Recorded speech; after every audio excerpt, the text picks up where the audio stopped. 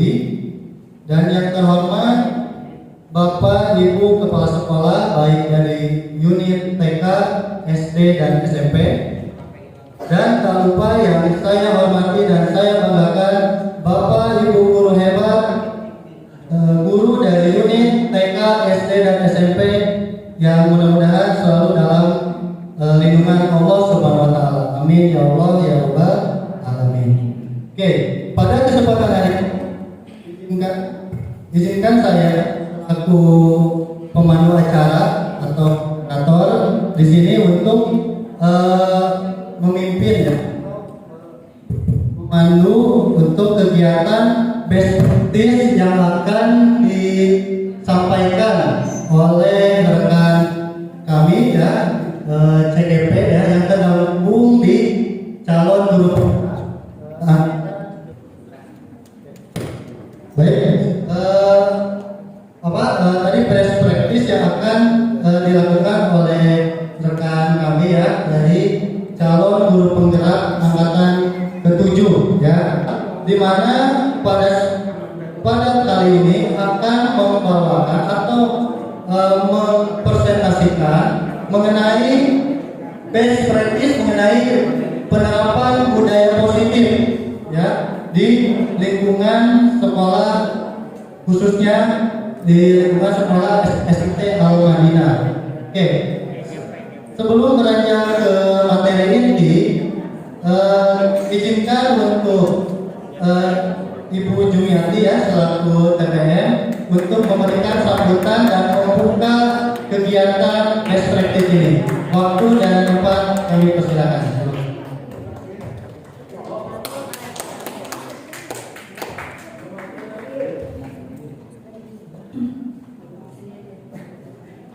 Terima kasih Pak Dede. Bismillahirrahmanirrahim. Assalamualaikum warahmatullahi wabarakatuh.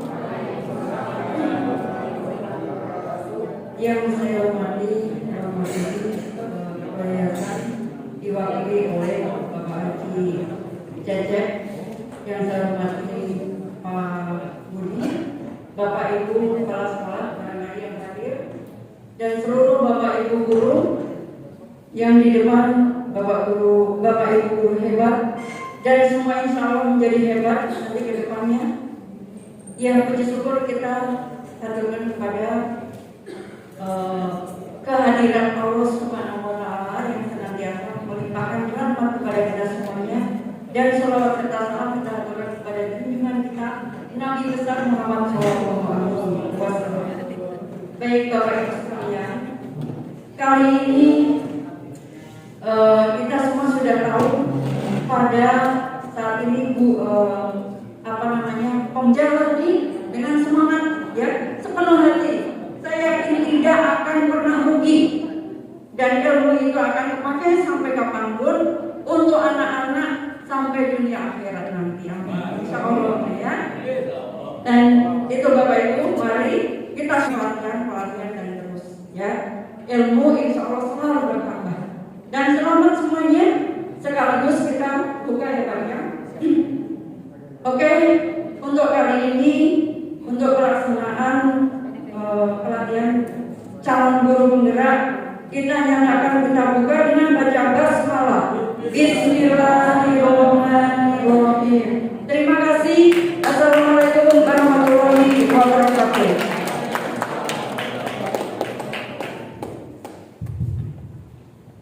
Terima kasih kepada Ibu Jumiati, perwakilan dari TPM yang sudah membuka kegiatan kita pada hari ini. Oke, mungkin langsung saja, tapi sebelumnya saya ada jargon sedikit ya untuk guru penggerak. Guru penggerak belajar, bergerak, berbagi. Oke, kita sama-sama. Iya, guru penggerak. Sekali lagi ya, guru penggerak. Oke, tepuk tangan. Oke, baik, langsung saja Bapak Ibu semuanya, kita tampilkan untuk pemateri kita yang pertama. Itu ada Ibu Wahyu Siti Lestari yang akan memaparkan mengenai disiplin positif dan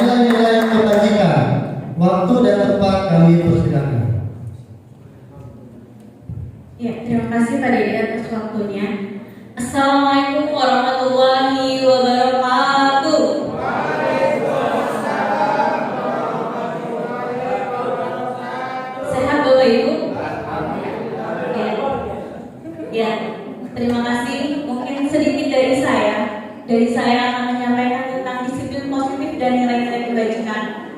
Boleh dilanjut, Bu? Nah, sebelum kita masuk apa itu disiplin positif, kita harus tahu dulu apa itu makna disiplin. Disiplin itu berarti kan kita harus sesuatu tata tertib yang biasanya kita taati, kemudian ketaatan atau kepatuhan kepada peraturan.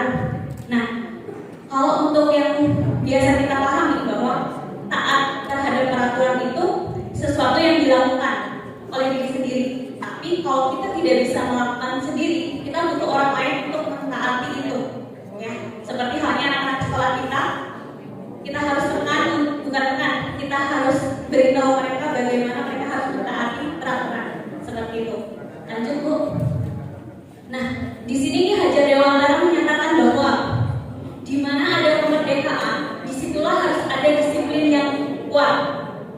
Sungguh pun disiplin itu bersifat self-disiplin.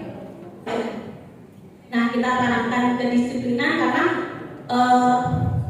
kita tidak bisa, kalau kata Ki Hajar Dewantara, kita tidak akan bisa menciptakan pembelajaran yang merdeka jika tidak ada kedisiplinan yang kuat dari dalam diri. Seperti itu. Kurang lebihnya dari saya, mohon maaf. Assalamualaikum warahmatullahi wabarakatuh. Terima kasih kepada Ibu Ayu yang sudah memaparkan mengenai disiplin positif dan nilai-nilai kebajikan. Oke, untuk selanjutnya pemateri yang kedua itu Bapak Ahmad Saiful akan memaparkan materi mengenai motivasi perilaku manusia dan hukuman versus penghargaan. Silakan. Waktu dan tempat kami persilakan. Terima kasih Pak. Masih semangat Bapak Ibu ya? Ada untuk semangat dulu Bapak Ibu. Karena dan mungkin yang akan buat Bapak Ibu bertanya karena nanti pertanyaannya ditulis saja. Mungkin terkait dengan hukuman versus penghargaan. Yang mungkin selama kalau kita biasa kasih penghargaan pada sesuatu biasa, di sini dicoba di luar paradigmanya berbeda. Mungkin next door.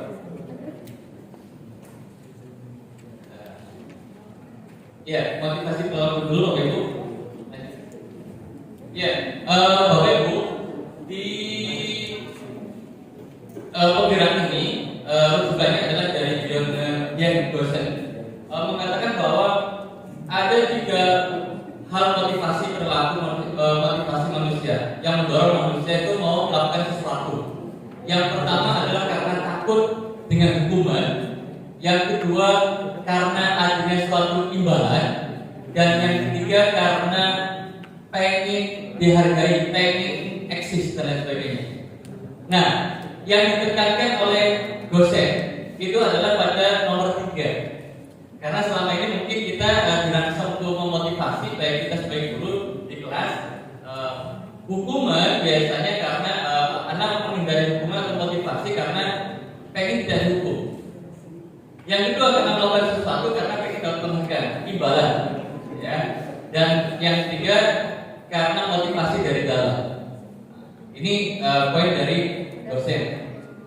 Mungkin nanti kita akan lebih berat di bagian ketiganya, ya Bapak Ibu ya. Mungkin ini suatu hal yang baru termasuk bagi saya. Next.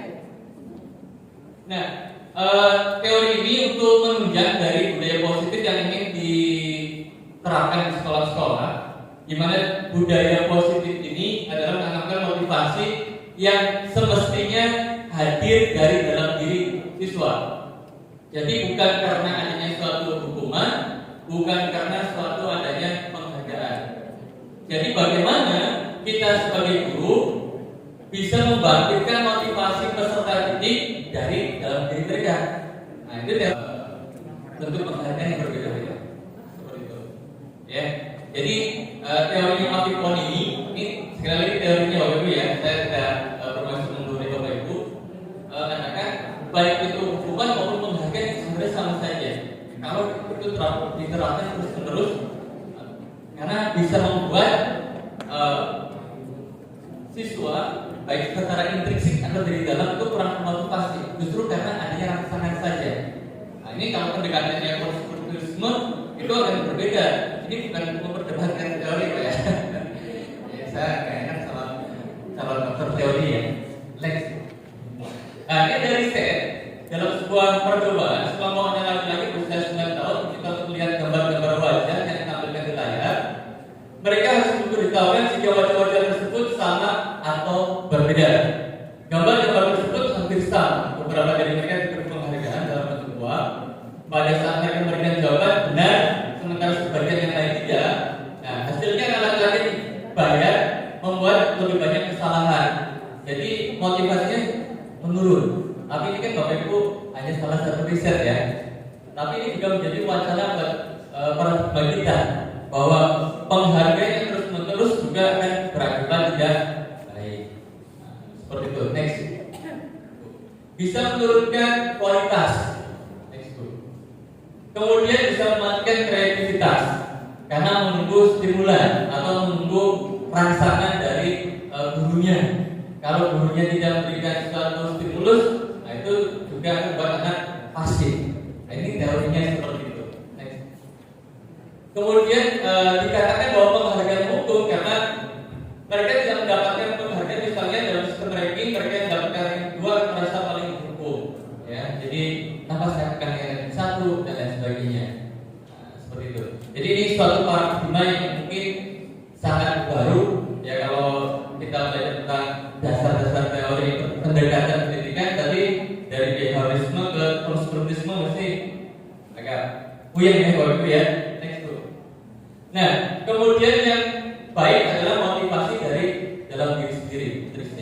Nah, yang dikembangkan dalam kurikulum yang sekarang adalah bagaimana kita sebagai guru membangun paradigma anak dan dari pembelajaran yang kita lakukan, bagaimana bisa mendorong siswa kreatif dari dalam diri, termotivasi dari dalam diri sendiri, melalui kesadaran, melalui pengetahuan dan sebagainya.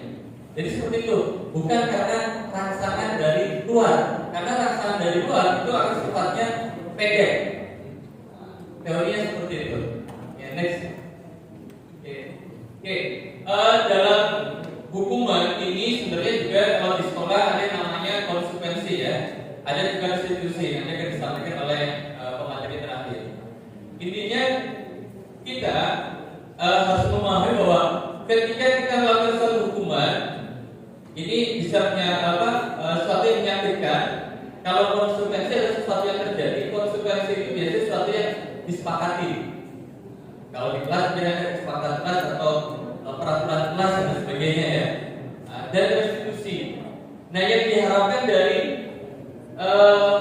bagaimana cara kita mendidik di kelas adalah bagaimana restitusi merupakan pilihan, membangun kesadaran, membangun motivasi dari dalam diri. Mungkin ini saja dari saya, Bapak Ibu, karena kita bergantian. Karena banyak. Nanti materinya bisa ya, Pak. Banyak ya.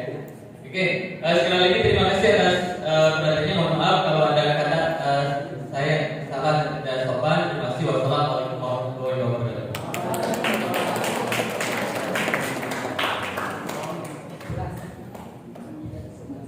Terima kasih Bapak Man Saiful yang telah memaparkan materi kedua. Oke, kita lanjut langsung ke Ibu Hana Heliana akan memaparkan materi mengenai 5 kebutuhan dasar manusia. Waktu dan tempat kami persilakan.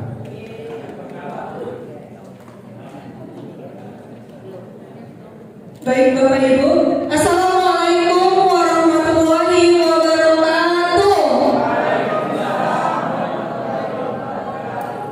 Ya, mudah-mudahan Bapak Ibu semua tetap semangat ya mengikuti pengimbasan ini hingga akhir nanti. Baik Bapak dan Ibu semua, di sini saya akan menjelaskan tentang kebutuhan dasar manusia. Dilanjut, Bu Cik? Iya, kebutuhan dasar manusia itu sendiri adalah segala sesuatu yang memang dibutuhkan oleh manusia demi mempertahankan kehidupannya. Jadi kebutuhan fisiologis, kebutuhan psikologis itu harus seimbang.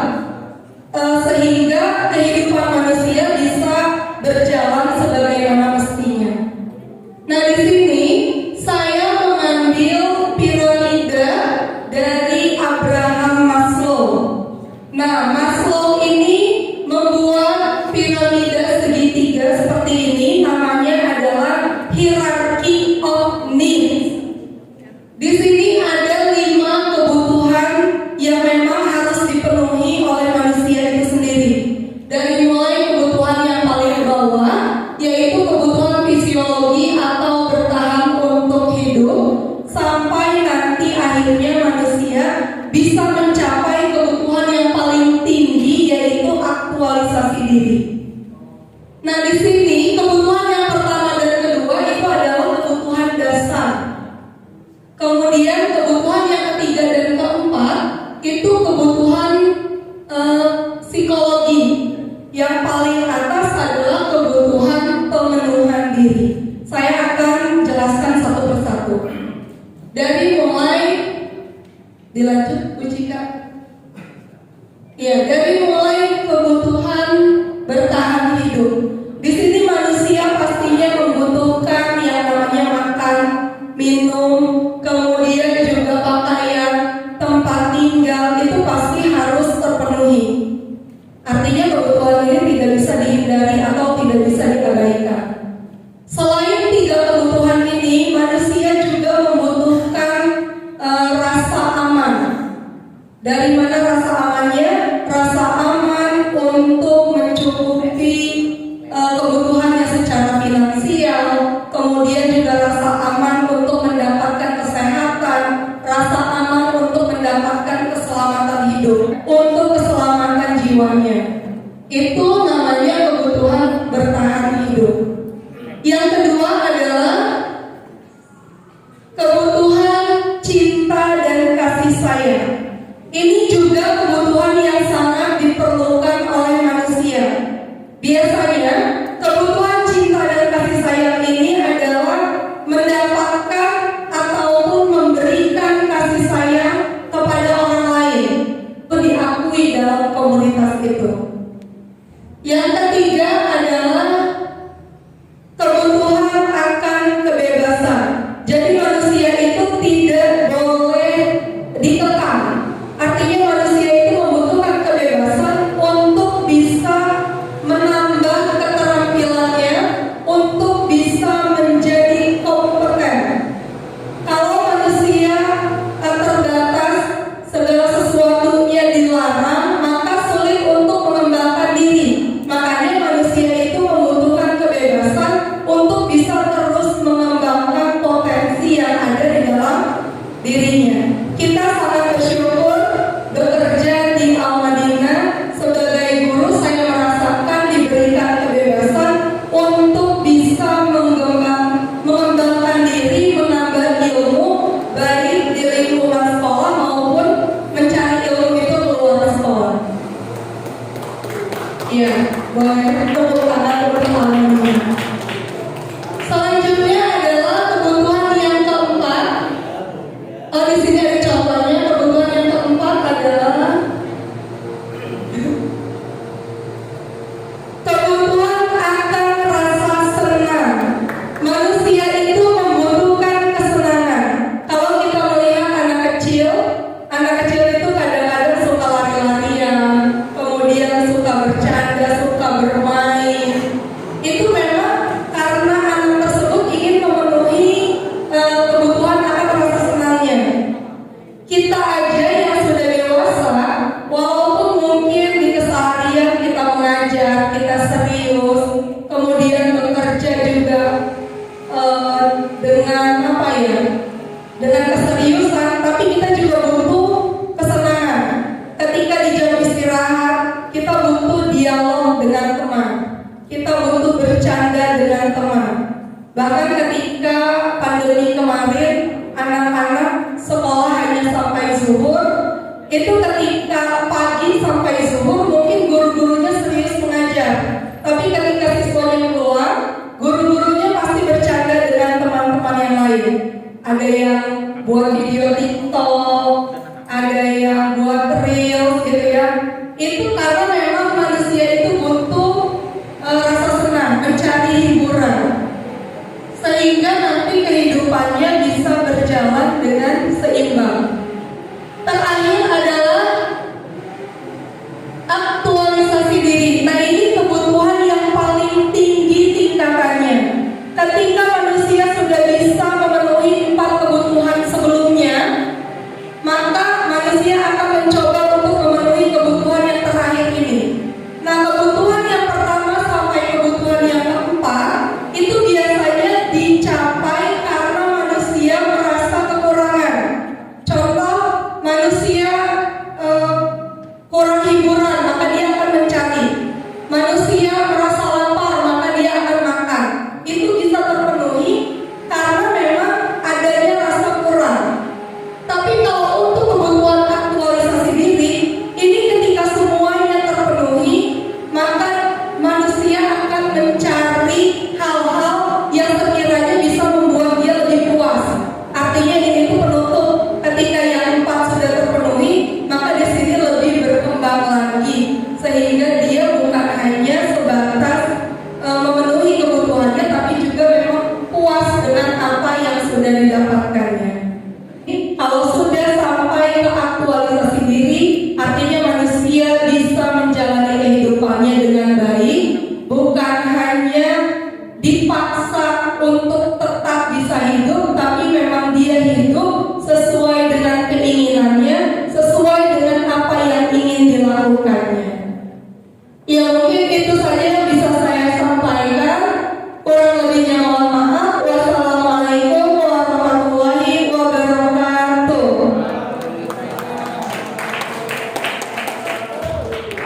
Terima kasih kepada Ibu Hana Heriana yang sudah memaparkan materi ketiga mengenai 5 kebutuhan dasar manusia. Oke, untuk menambah semangat kita sebelum ke materi yang keempat, mungkin kita tepuk semangat dulu ya Bapak Ibu semua. Nanti tepuk semangat.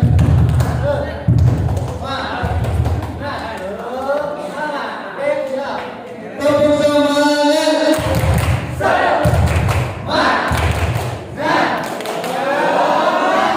Oke, terima kasih. Tepuk tangan.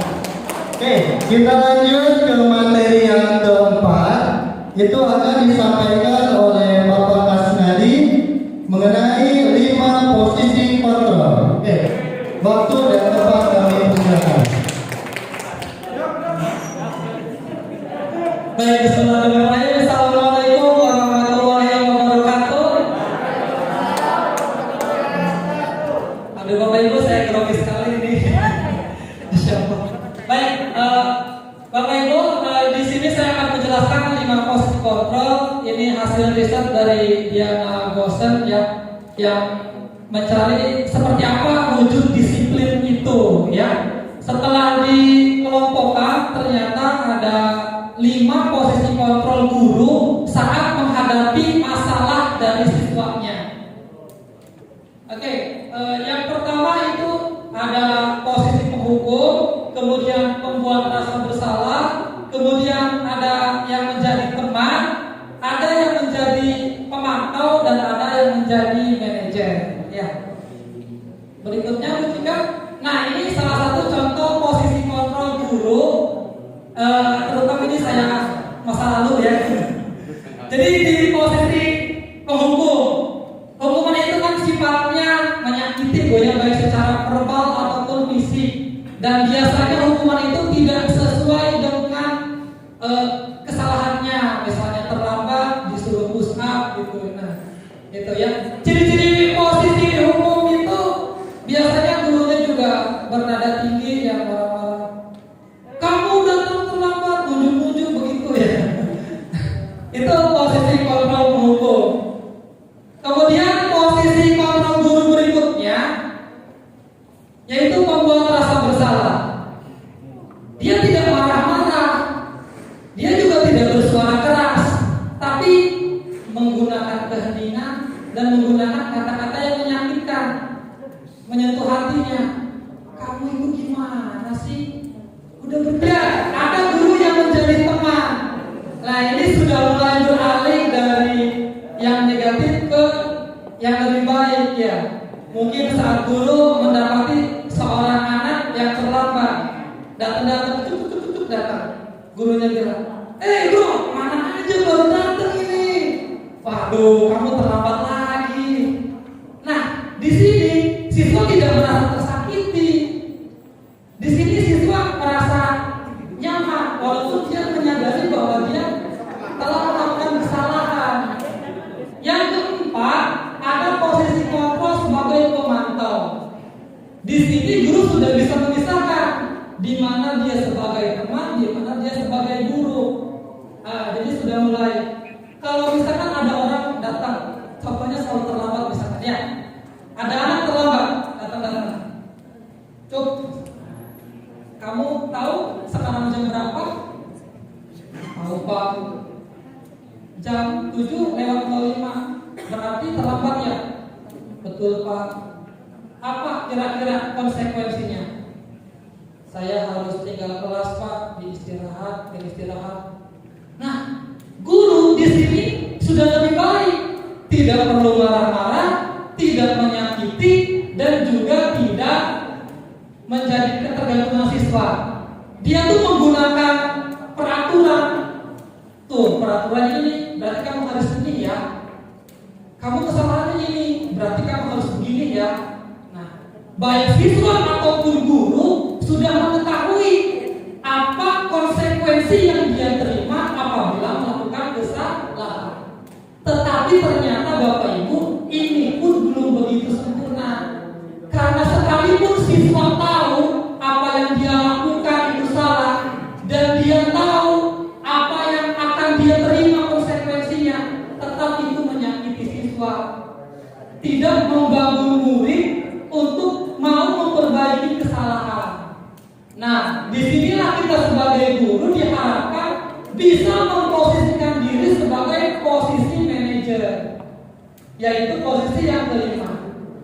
Manajer di sini dia sudah bisa menjadi seorang teman, juga sudah bisa menjadi seorang pengontrol, ya, pemantau. Nah, tetapi manajer di sini dia berusaha membangun kesadaran siswa, bagaimana siswa itu bisa memanage dirinya, bagaimana siswa itu bisa menyadari kesalahannya dan mau memperbaiki kesalahannya di kemudian hari. Bagaimana guru ini bisa membangun motivasi intrinsik siswa itu dengan cara apa? Yaitu dengan cara segitiga restitusi. Bagaimana segitiga restitusi itu? Nanti sama panjang ya. Cukup dari saya. Assalamualaikum warahmatullahi wabarakatuh.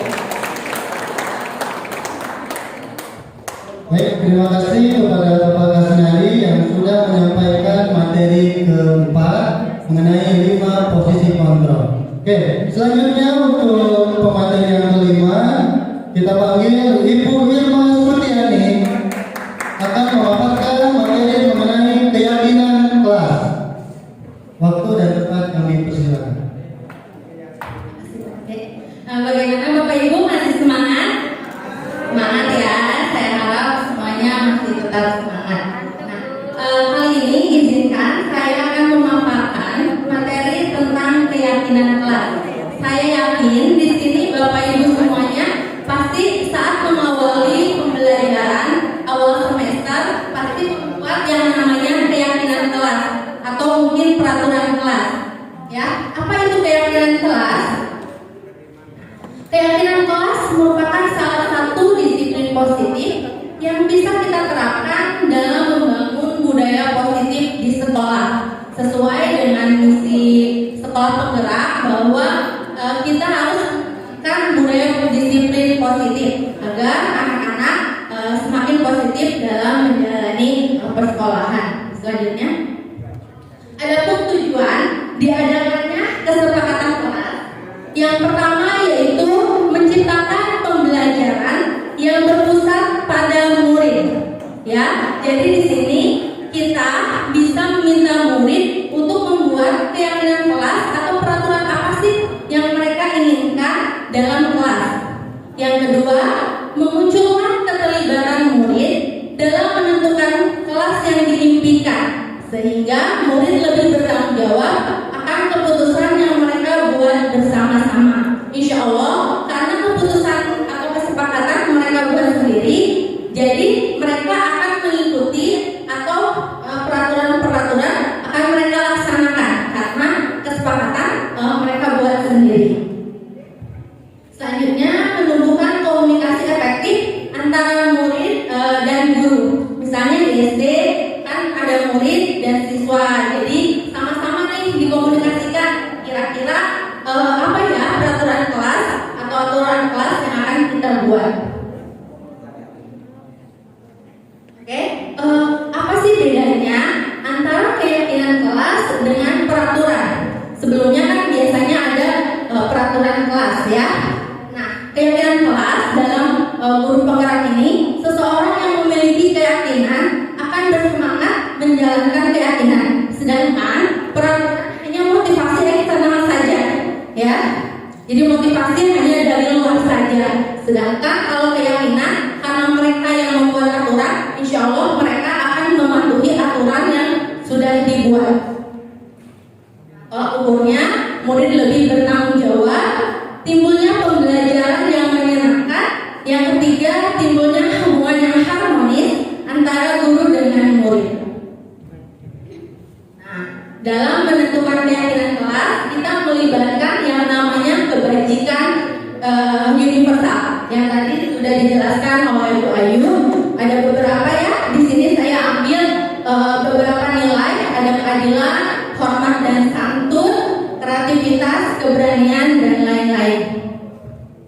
Nah, nanti kita akan praktikkan nih bagaimana cara membuat kesepakatan kelas. Yang pertama, kita melakukan sosialisasi terlebih dahulu mengenai konsep keyakinan kelas kepada siswa. Setelah melakukan sosialisasi, kedua kita mempersilahkan peserta didik untuk menuliskan, mencurahkan peraturan apa atau keyakinan kelas apa yang mereka inginkan, yang perlu disepakati bersama-sama. Yang ketiga, tinjau kembali daftar curah pendapat yang sudah dicatat. Jadi kita bisa mengajak murid-murid untuk menentukan nilai-nilai kebijakan atau keyakinan yang dituju dari peraturan tersebut. Yang keempat, sebelumnya dalam membuat keyakinan kelas, kita bisa menggunakan kata-kata kalimat positif. Jadi tidak ada lagi kalimat tidak boleh terlambat masuk kelas, gitu ya. Kita bisa ubah menjadi hadir ke kelas tepat waktu. Ya, di sini ada. Ya, yang keempat, murid menandatangani nilai-nilai keyakinan yang sudah disepakati. Ya, untuk membuat keyakinan kelas sebaiknya itu cukup 3 sampai 7 keyakinan saja. Jangan terlalu banyak. Yang penting anak-anak melaksanakan dengan baik. Yang terakhir, keyakinan kelas bisa ditempel di depan kelas ya, untuk sebagai pengingat kepada peserta didik. Nah, ada salah satu contoh kalimat dalam keyakinan kelas. Misalnya kita mengambil nilai kebajikan hormat. Kita bisa menggunakan kalimat saling menghormati, menghargai, mengasihi sesama teman. Tanggung jawab dengan kalimat bertanggung jawab mengerjakan tugas piket. Kan biasanya kita bikinnya siswa baik wajib piket, gitu ya. Kita bisa ubah kalimatnya menjadi kalimat yang positif dengan bertanggung jawab mengerjakan tugas piket. Nah, kita sama-sama ya Bapak Ibu mempraktikkan bagaimana sih cara membuat keyakinan kelas. Di sini saya sudah menyiapkan kertas. Oke, maaf. Nah, Bapak Ibu, ceritanya misalnya di depan kelas nih, kita mengajak anak-anak untuk membuat keyakinan kelas. Kira-kira apa sih keyakinan kelas yang ingin kita tanamkan untuk anak-anak? Pembelajaran apa sih yang anak-anak inginkan, ya? Nah, kita bisa membagikan kertas kepada anak-anak dan kita bisa meminta anak-anak untuk menuliskan pembelajaran seperti apa yang mereka inginkan. Oke, boleh Bapak Ibu, mohon maaf ya, jadi menulis nih. Bisa menggunakan kata-kata yang positif ya. Sampel aja.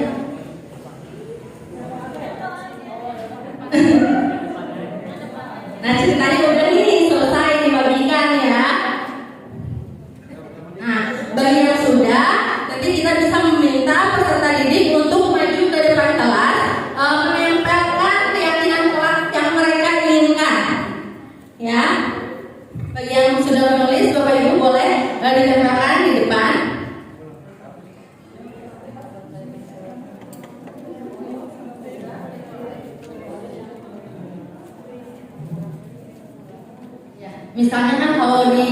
itu anak-anak gimana nih caranya biar nggak keluar kelas semaunya gitu ya, atau boleh nggak nih makan atau minum di dalam kelas. Nah, kita sepakati nih bareng-bareng bersama anak-anak. Jadi bukan kita yang mengatur anak-anak, tapi kita berdiskusi dengan anak-anak ya.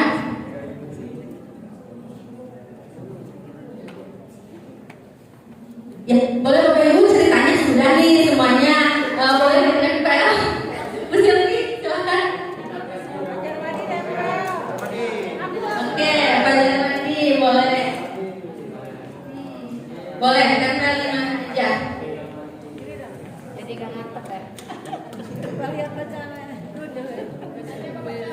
Oke, ada saling menghargai dan membantu sama teman, mengikuti pembelajaran tepat waktu, tiap habis menerangkan materi. Setelah habis menerangkan materi harus ada games. Nah, ceritanya udah banyak nih. Nah, nanti kalau semua siswa sudah maju ke depan, menuliskan keinginan pembelajaran apa yang mereka harapkan, kita klarifikasikan. Jadi mana yang termasuk misalnya ke dalam tanggung jawab, bisa kita kelompokkan ya. Misalnya tanggung jawab dalam piket, dalam mengerjakan tugas, tepat waktu. Nanti kita bisa satukan per nilai-nilai universalnya, ya seperti itu. Nanti setelah selesai kita tinjau ulang lagi, kita sepakati lagi. Setelah menjadi 3 atau 7 keyakinan kelas, kita sama-sama dengan anak-anak semuanya menandatangani itu sebagai bukti bahwa guru dan siswa sama-sama sepakat tentang keyakinan kelas yang sudah dibuat. Ya, baik Bapak Ibu, itu saja langkah-langkah bagaimana cara kita menerapkan keyakinan kelas di kelas kita masing-masing. Mudah-mudahan dengan kita membuat keyakinan kelas, kita dan peserta didik dapat melaksanakan pembelajaran dengan baik, dan kita sebagai guru dapat menanamkan nilai disiplin positif untuk anak-anak ya. Mungkin itu saja dari saya. Kurang lebihnya mohon maaf. Wabillahi taufiq wal hidayah. Wassalamualaikum warahmatullahi wabarakatuh. Terima kasih kepada Ibu Irma Setiani yang sudah memaparkan materi mengenai keyakinan kelas ya, dan mempraktikkan juga tadi ada sampel dari Bapak Ibu guru bagaimana membuat suatu keyakinan kelas untuk murid-murid kita nanti di kelas. Oke, sebelum beranjak ke materi yang terakhir, yang ke-6, mungkin sekarang kita main games dulu. Games Games untuk speaking atau apa ya, konsentrasi ya, konsentrasi Bapak Ibu semuanya. Oke, sekarang perhatikan apa yang saya lakukan dan mohon untuk ditirukan ya. Baik, sekarang mohon Bapak Ibu semuanya angkat tangannya, angkat tangan satu aja, satu yang kanan atau yang kiri. Sekarang putar ke arah kanan, putar ke arah kanan. Oke, putar tambah kencang. Putar ke arah kiri. Naik turun. Oke. Putar ke arah kanan lagi. Terus putar tambah kencang. Sekarang gosok dagunya. Gosok dagunya. Gosok dagunya, dagu. Gosok dagunya. Oke, gosok dagu. Oke. Tadi ada yang dagunya ini. Dagunya yang benar, berarti itu masih konsentrasi. Oke, terima kasih. Kita lanjut saja langsung ke materi yang ke-6 atau yang terakhir. Kita sambut ke materi kita yang ke-6. Bapak Enjang Wijaya akan memaparkan tentang segitiga restitusi. Waktu dan tempat kami persilakan. Terima kasih Pak Dede. Izin Pak Cecep, Pak Ilyas, Pak Supri, mana ya? Enggak, Ujung dan teman-teman CGP lain. Assalamualaikum warahmatullahi wabarakatuh. Ibu-ibu tolong jawab. Bapak-bapak diam dulu. Jawabannya udah saya kasih tahu. Jawab dengan kata siap. Bisa? Contoh. Ibu-ibu siap pulang? Apa? Ini dia segitiga restitusi. Namanya segitiga berarti langkahnya ada berapa? Yang pertama apa? Menstabilkan identitas. Yang kedua validasi tindakan yang salah. Kemudian menanyakan keyakinan. Tapi apa itu segitiga restitusi? Adalah suatu proses dialog yang dijalankan oleh guru atau orang tua akan dapat menghasilkan murid yang mandiri dan bertanggung. Kata kuncinya yang saya merahkan apa? Satu, dialog. Kalau dialog itu guru ngomong, apa murid ngomong? Dua-duanya. Ya. Kemudian dilakukan oleh guru atau berarti orang tua juga harus tahu, ya, gitu. Agar anak-anak memiliki kemandirian dan rasa tanggung jawab. Oh, kemandirian dan rasa tanggung jawab. Kenapa? Kemandirian berhubungan dengan kemerdekaan. Menurut keyakinan kelas, dengan memiliki itu, maka anak-anak menjadi anak yang mandiri, yang merdeka. Bagaimana caranya? Kita lihat next book. Ya. Menstabilkan identitas itu apa sih? Lanjut Bu. Bertujuan untuk mengubah identitas anak dari orang yang gagal menjadi sukses. Gagalnya dalam hal apa? Gagalnya dalam hal apa? Tadi perilaku manusia didorong oleh apa? Kebutuhan dasar. Dia sedang gagal dalam memenuhi kebutuhan dasar. Begitu. Balik lagi ke situ. Ya, kemudian lanjut. Validasi tindakan yang salah. Validasi itu artinya apa? Udah validasi nih. Udah. Ya. Kita ingin apa? Kita lihat mendalami alasan tujuan maksud murid melakukan tindakan pelanggaran ini. Ini ada apa sih? Ya. Lanjut. Terakhir, menanyakan keyakinan. Apa itu? Menghubungkan tindakan anak dengan nilai yang dia percaya ke keyakinan kelas atau keyakinan keluarga. Makanya tadi ada yang namanya keyakinan kelas. Ya. Oke, lanjut Bu. Menstabilkan identitas. Cara ngomongnya gimana sih? Ini contohnya. Ya, berbuat salah itu wajar sebenarnya, gitu ya. Lanjut. Tidak ada manusia yang sempurna, Bapak paham. Lanjut. Siapapun bisa melakukan kesalahan seperti itu, nah. Nah, lanjut. Ya, kita bisa menyelesaikan ini, tenang aja. Lanjut. Saya tidak tertarik mencari siapa yang salah, mari kita mencari solusinya. Lanjut. Ya, apakah kamu senang menjadi diri sendiri saat ini? Kenapa kok ditanyakan menjadi diri sendiri? Tadi keyakinan kelas. Lanjut tuh. Ngomongnya gimana? Validasi tindakan yang salah itu. Ini contohnya, ya. Oke, kamu pasti punya alasan kenapa melakukan itu. Kok kamu kenapa tadi maki-maki teman kamu? Kamu pasti punya alasan. Coba Pak, jangan pengen denger. Ya, lanjut. Kamu patut bangga karena sudah menemui sesuatu yang penting buat saya ini Pak. Di mana Pak marah-marah? Karena dia ngata-ngatain ibu saya, misal bapak saya. Ya, panjang bangga karena sudah sesuatu yang penting. Kamu boleh pertahankan sikap itu, kamu harus menambahkan sikap yang baru. Kamu bangga dengan keluarga kamu, tapi kamu ingat bagaimana cara mengatasinya. Sikap yang baik bagaimana? Ya, lanjut. Kamu pasti punya alasan. Ini kita tahu ya. Lanjut. Padahal kamu bisa makan mengungkul. Oh tadi kamu maki-maki dia. Iya. Kamu mengungkul enggak? Enggak. Bagus itu kamu enggak mau sampai mengungkul. Gitu. Berarti kamu punya kontrol diri yang udah bagus. Nah, gitu ya. Lanjut.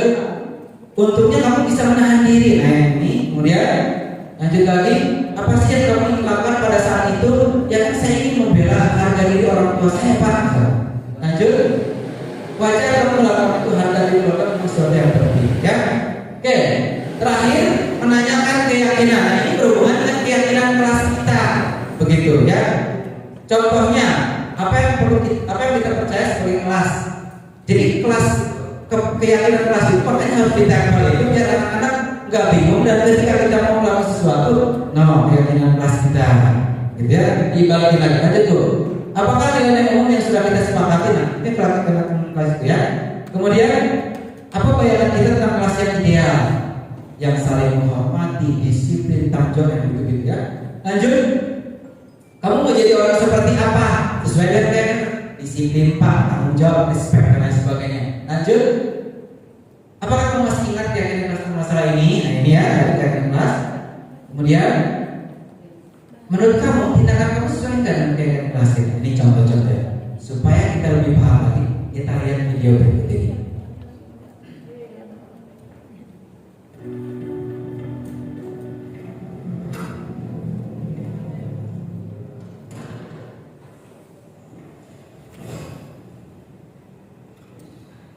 Siang Sarah.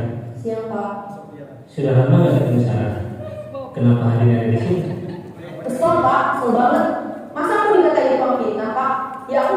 Bagaimana rasanya menjadi orang seperti itu? Ya nyaman lah. Bangga bisa bersahabat dan menahan diri. Baiklah kalau begitu. Yuk kita pikirkan bagaimana memperbaiki masalah ini. Pertanyaan terakhir.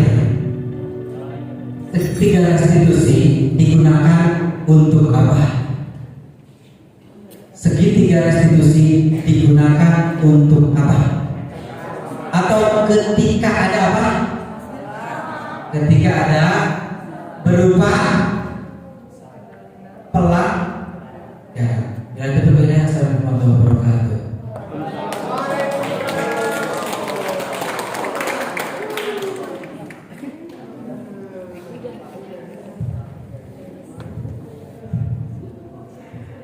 Oke, baik Bapak Ibu, kita lanjut. Masih semangat ya? Oke. Terima kasih. Kita kasih aplaus dulu untuk para pemateri ya. Kita pada sore hari ini.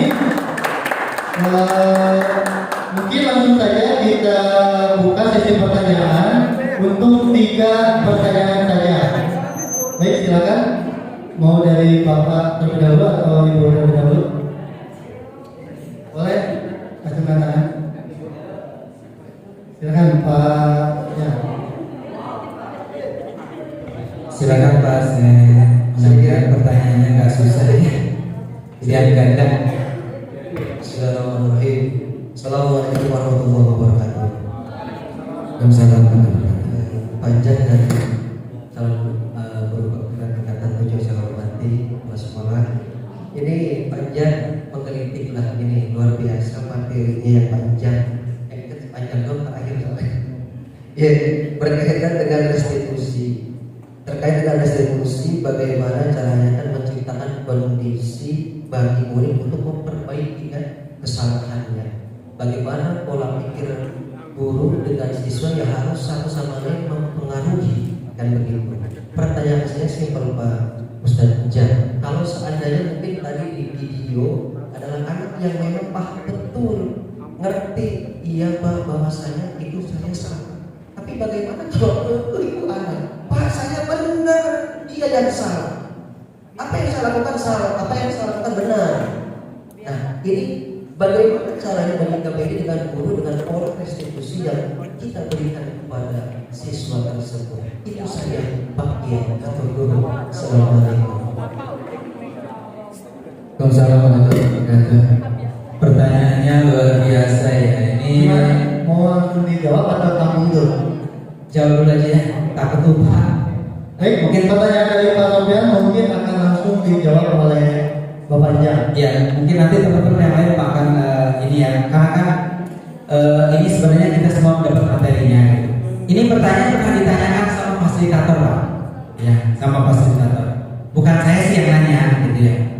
Ini kan yang tadi contoh ini kan cuma satu orang. Ya, artinya dia kan berkonflik dengan orang lain kan. Nah, ini hanya satu pihak. Kalau nanti kita ada anak berkonflik dengan anak yang lainnya, maka satu-satu kita ajak bicara. Oh, kamu udah begitu atau belum? Kamu yakin nggak dengan seperti ini? Gitu.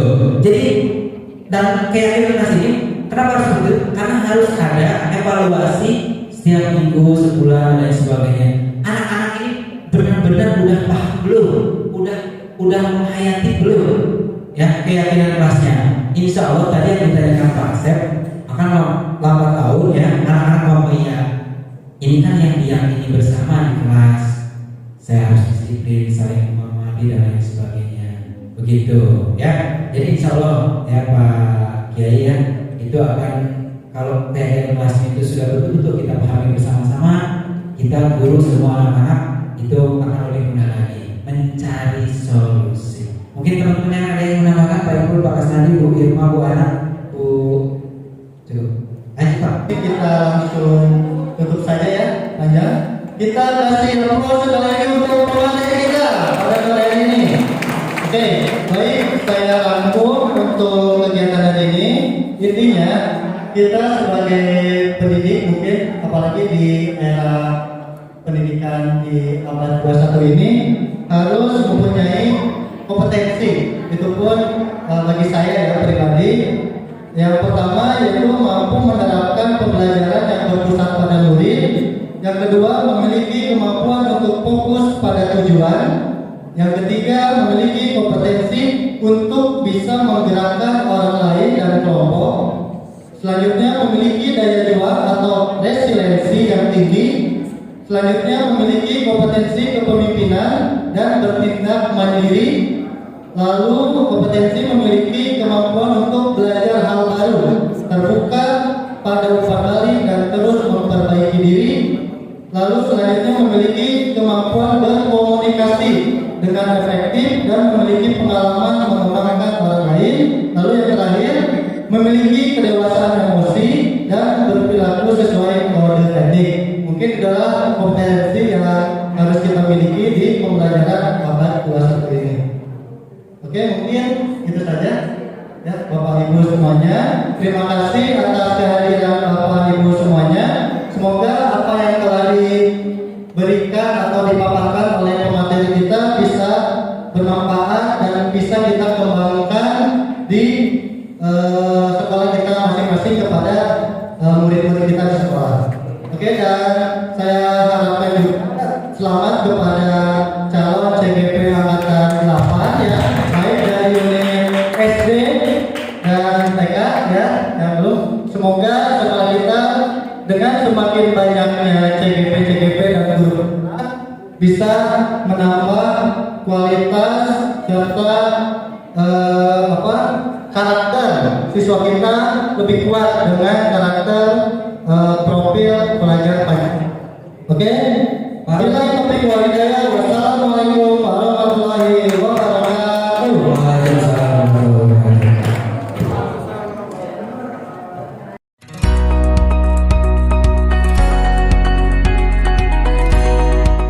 Assalamualaikum warahmatullahi wabarakatuh. Waalaikumsalam warahmatullahi wabarakatuh. Apa kabarnya semuanya?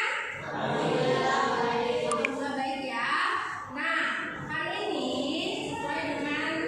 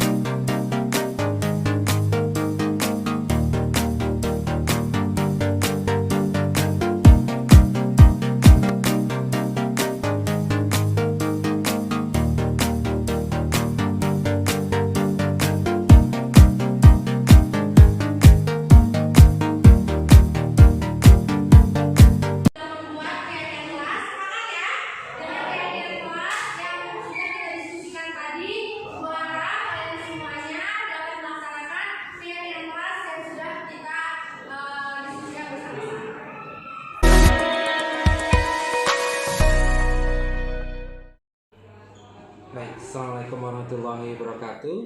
Bapak Ibu sekalian yang saya hormati, kami mengucapkan terima kasih dengan para CGP yang ada di sekolah kami yang sudah melakukan aksi nyata dengan praktik baik, yaitu dengan budaya positifnya, dan ini pengimbasan yang dilakukannya ini berdampak sangat positif tentunya buat internal kami dan tentunya dengan instansi terkait, yaitu ataupun sekolah-sekolah sekitar. Nah, pelaksanaannya kemarin ini sangat luar biasa, antusiasme peserta pun juga luar biasa, dan mudah-mudahan kami berharap dari hal-hal yang didapatkan oleh para CGP ini, apapun materinya, kedepannya bisa membawa dampak ataupun efek kepada seluruh guru yang ada di internal ataupun eksternal. Itu saja mungkin dari saya. Terus semangat dan tetap semangat, terus bergerak untuk perubahan. Terima kasih.